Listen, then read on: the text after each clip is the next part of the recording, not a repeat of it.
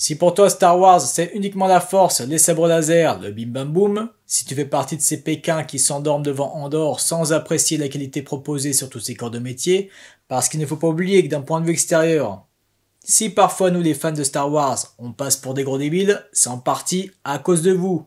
Si également tu fais partie de ces personnes comme Filoni qui n'ont aucune estime pour les romans, qui ne respectent ni les lecteurs ni les auteurs, eh bien je ne pense pas que cette chaîne s'adresse à toi. Donc aujourd'hui on se retrouve pour poursuivre l'exploration du lore et le passé de certains personnages en lien avec Andorre saison 2. Si tu débarques, sache que cette vidéo est la suite de celle-ci. Nous avions brièvement évoqué la création de Saw Gerrera qui n'a pas été créé pour The Clone Wars. Nous avions vu ses différentes apparitions également. Je vous ai parlé de mon amour pour ce personnage que j'estime être le plus intéressant et le moins manichéen du canon. Je vous ai expliqué le pourquoi du comment de ce format. Je vous avais dit qu'il y avait plusieurs raisons et je vous en ai expliqué qu'une seule parce que je suis con.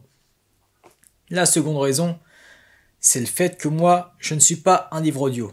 D'accord ? Je pense qu'il y a un certain respect à avoir envers Pocket Imaginaire. Je ne me voyais pas sortir des vidéos de 1 heure, 1 heure et demie. Non, si après il y a des personnes qui souhaitent poursuivre, eh bien procurez-vous les romans. Ça se trouve même sur le marché de l'occasion.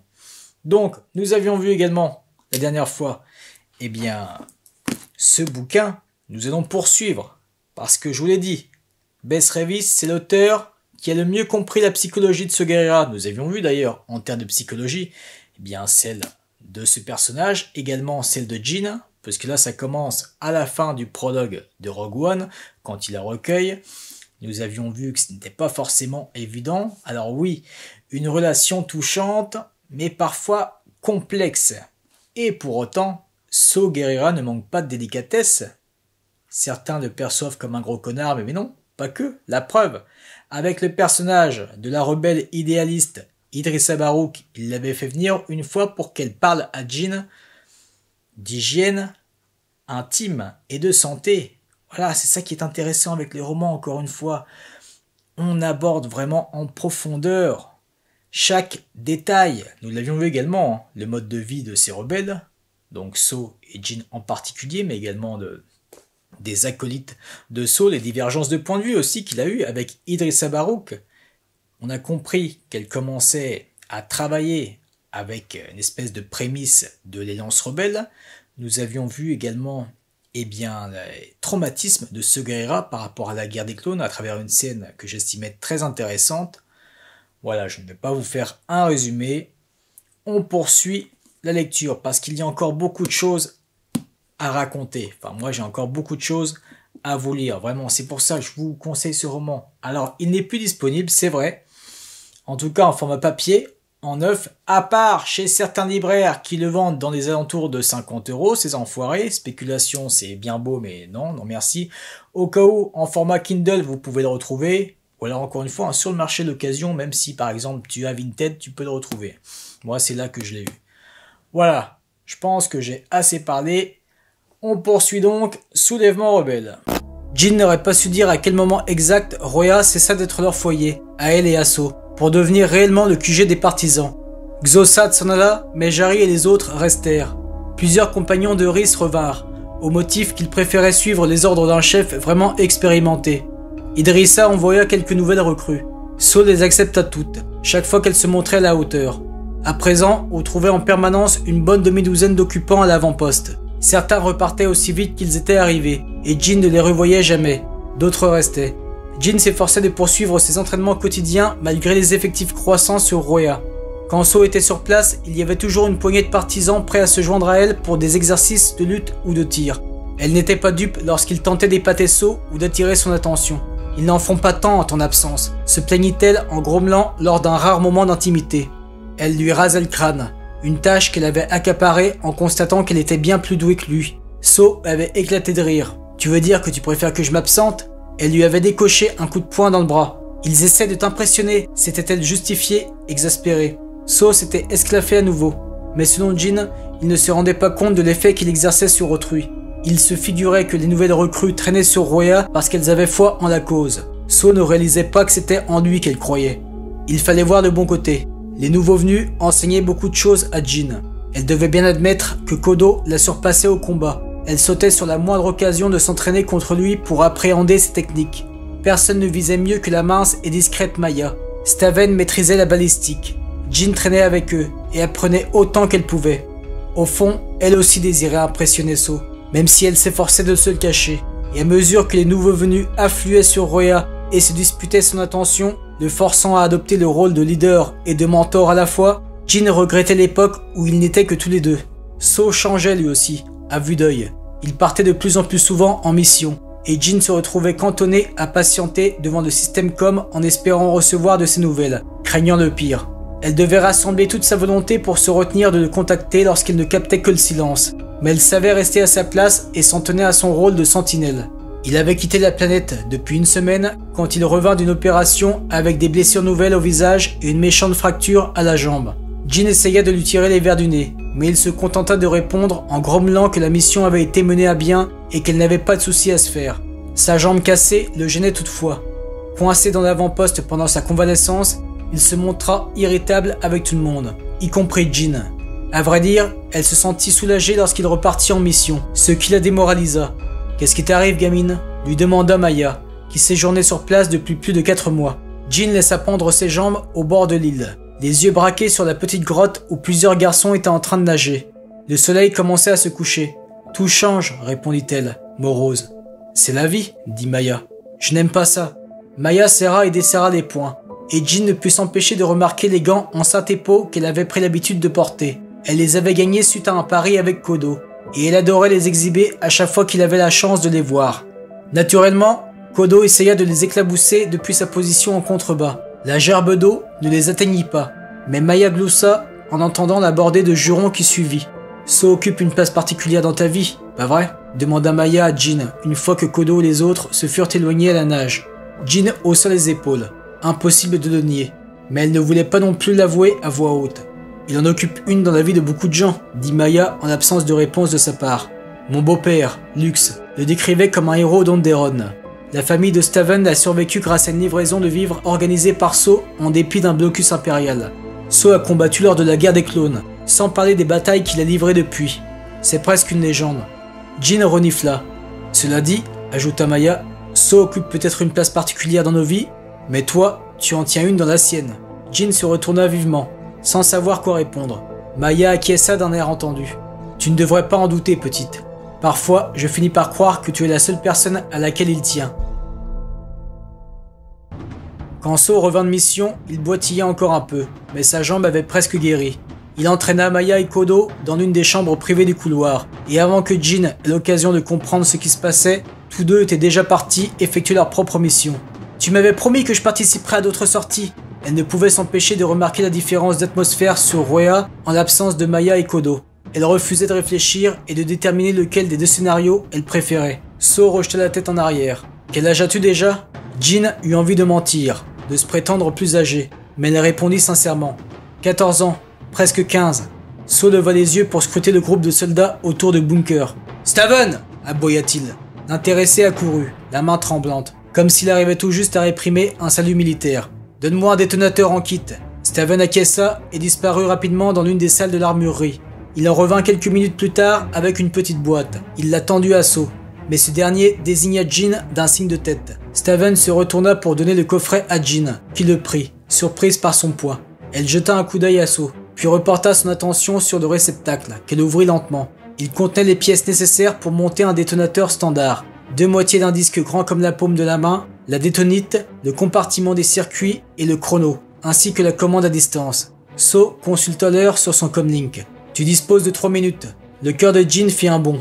Il me met à l'épreuve, comprit-elle peu à peu, alors même que ses doigts retiraient les objets de la boîte pour les assembler à une vitesse qui la stupéfiait elle-même. Le montage du détonateur n'avait rien de bien sorcier, mais configurer la télécommande et les câbles représentait une tâche délicate.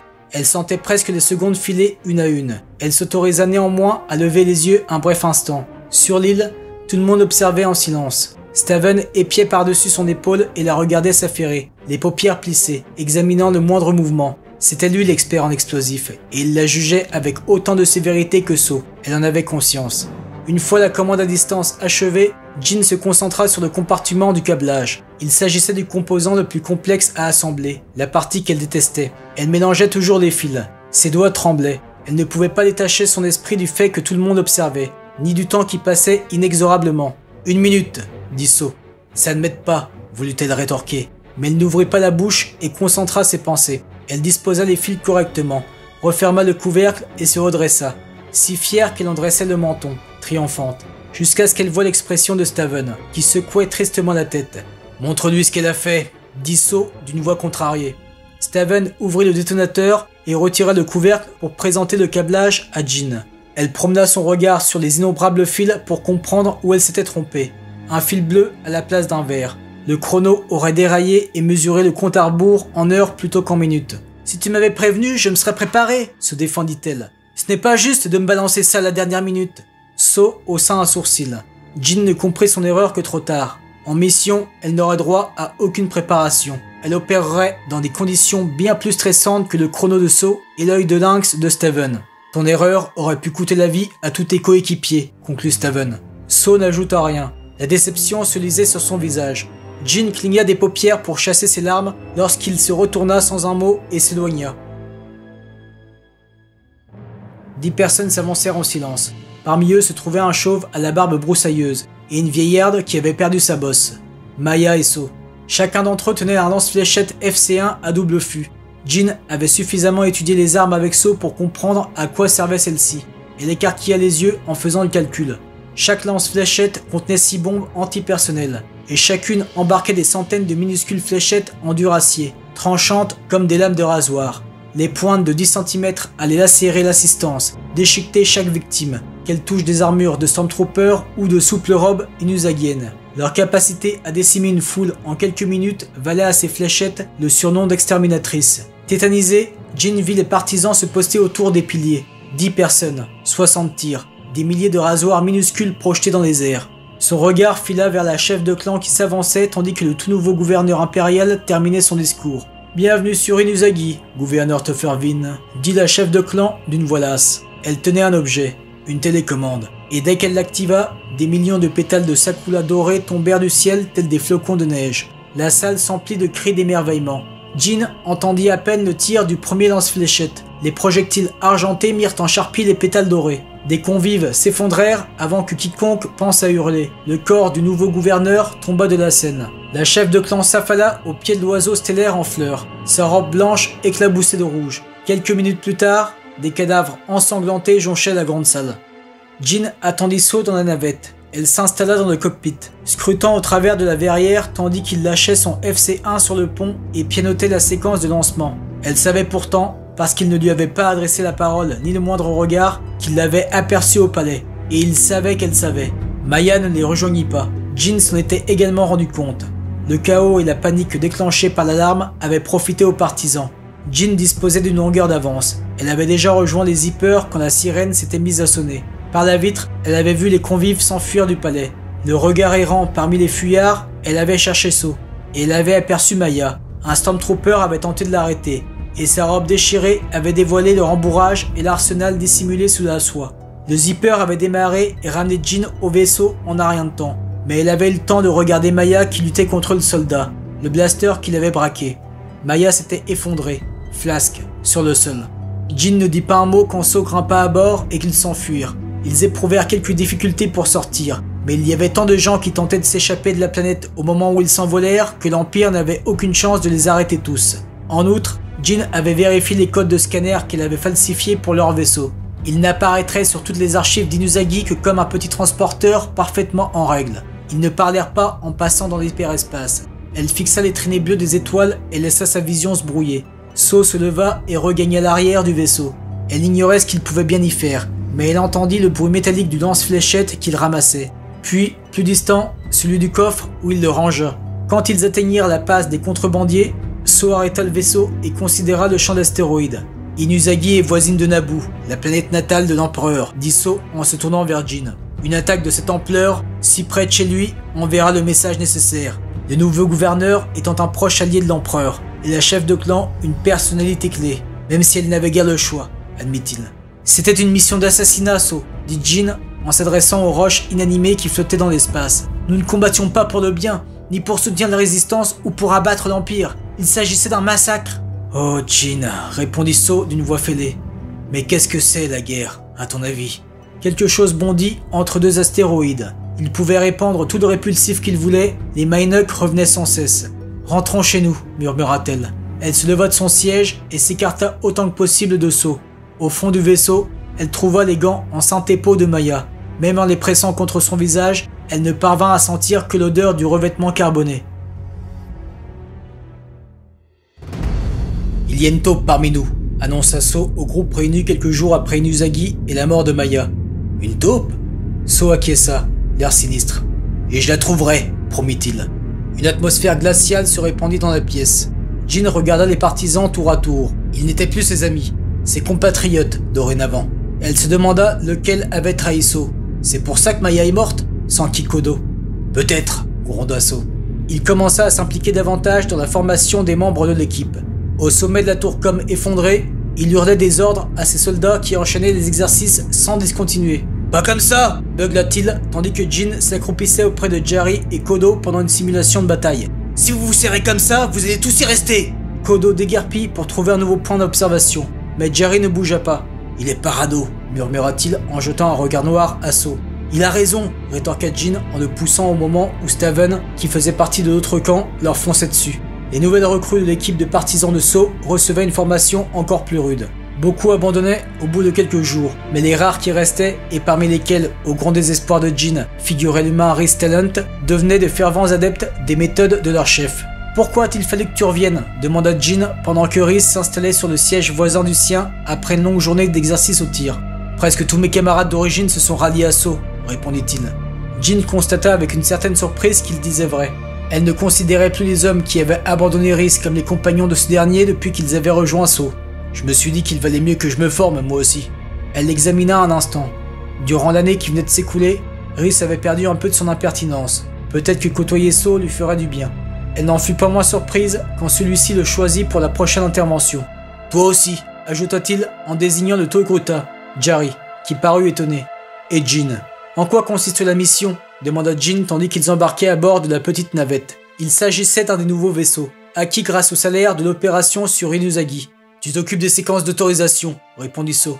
Jin se mit donc au travail avec son réplicateur de code. Elle se concentra sur cette tâche, et ce ne fut qu'une fois qu'elle en eut terminé qu'elle prit conscience du silence gêné qui s'était abattu sur le petit équipage. So manifesta son approbation par un grognement en voyant les codes trafiqués.